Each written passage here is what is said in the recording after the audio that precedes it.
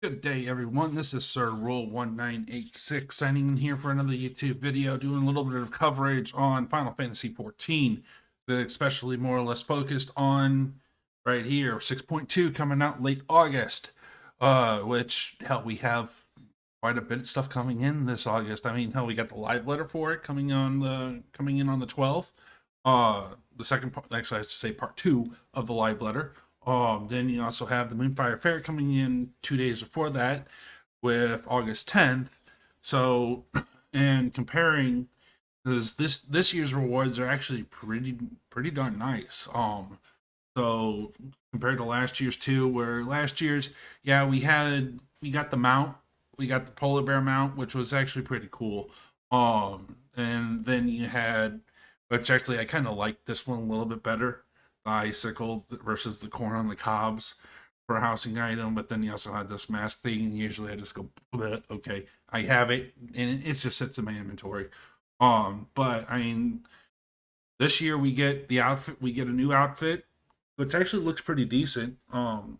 Truth be told, especially on the on males, and I mean, yeah, we get another bikini outfit for females. So yeah, sexless and scandalous, right? But then you also got a nice housing item, and the housing items over the past couple of years, in my opinion, have been kind of lackluster because you had the meals, or you have like right here, you have this little mask thing.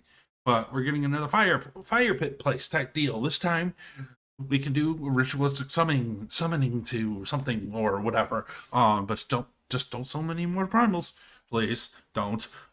We've had plenty of those, and we don't need any more.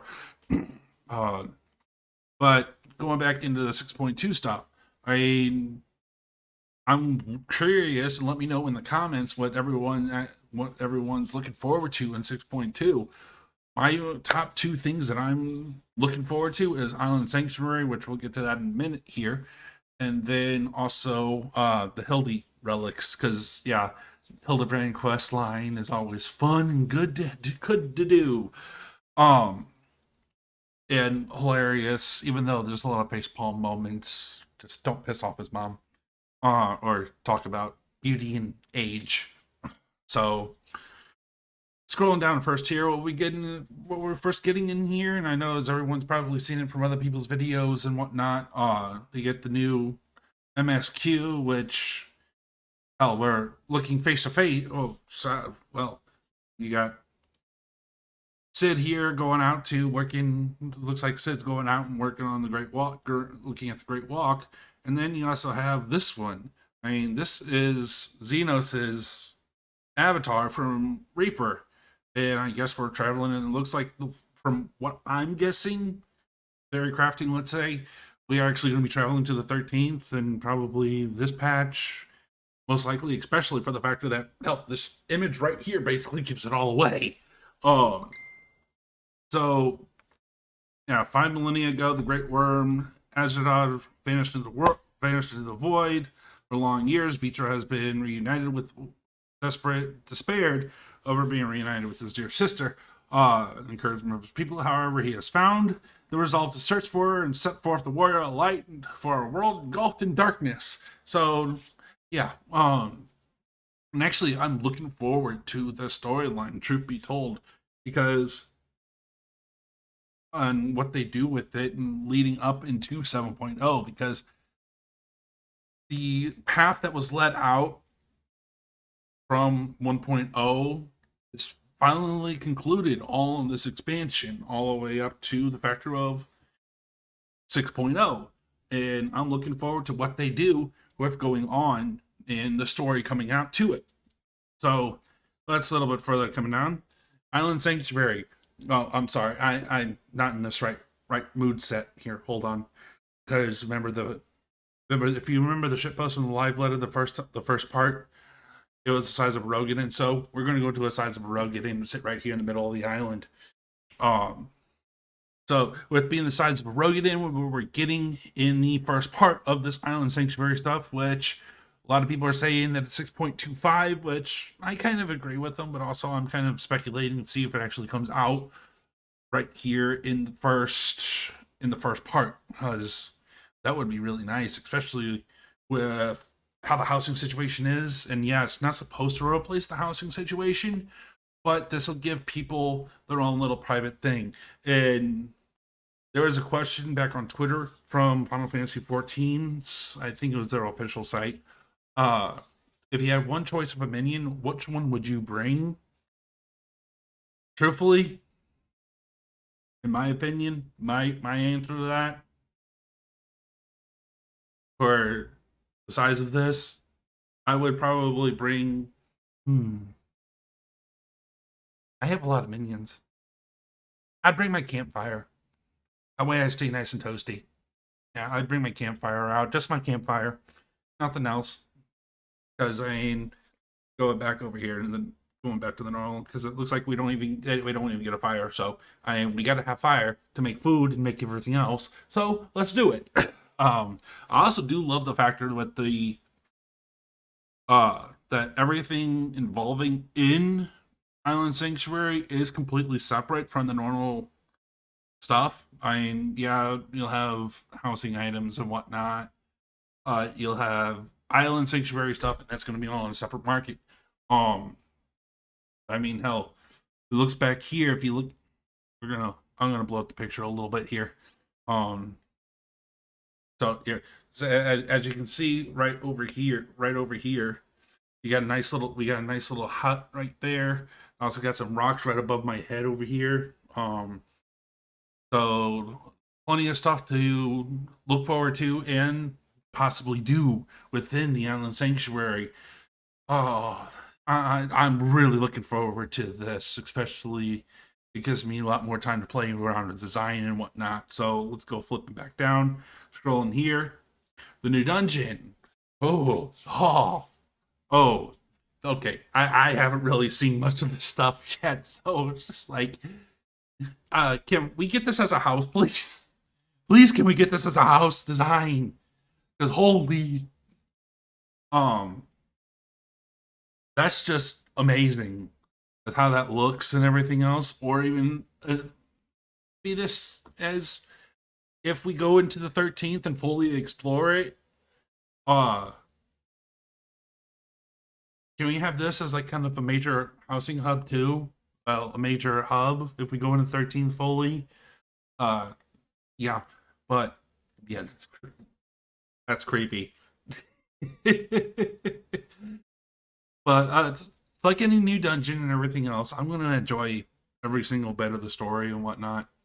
Having uncovered the Void Gate in the Undersea Treasure Vault, you now seek to travel to the 13th. Beyond the emptiness of the rift awaits Shadowed Castle, swarming with void scent. Sorry. And you steel yourself for a hostile reception, of course. Now, I'm not big on Unreal Trials and whatnot, but it still looks interesting. And especially for the fact that I have actually done Sephiroth EX. Not synced, unsynced, and that was still a pain in the butt. That was even back in Shadowbringers.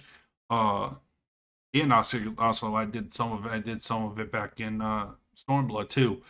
And yeah, it's a pain in the ass. And it's still a pain in the ass if you don't know what you're doing. So it'd be interesting to see about some people's videos and whatnot of the Unreal Trial. So Sephi is coming back full on force, especially with the Unreal. So main scenario revisions. Here we go.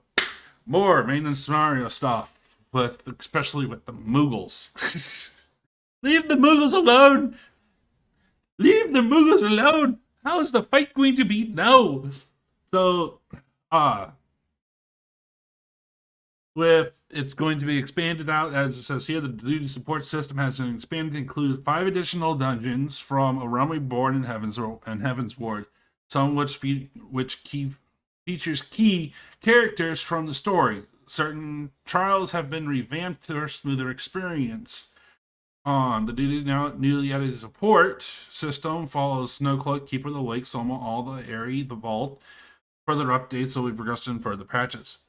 So they're expanding the solo play coming into the game all the way up to Heaven's Ward, which is great because there is an aspect that we actually want to do on stream is actually go back and check out the whole entire, say, duty trust system and whatnot that they're implementing in the earlier phases of the game.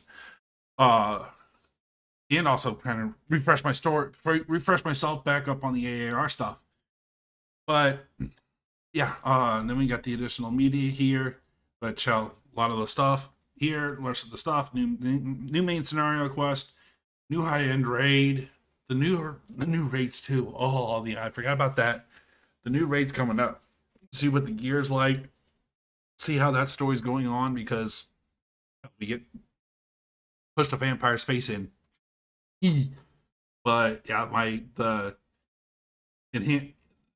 this right here somehow further the adventures of Hildebrand, the Relic weapons.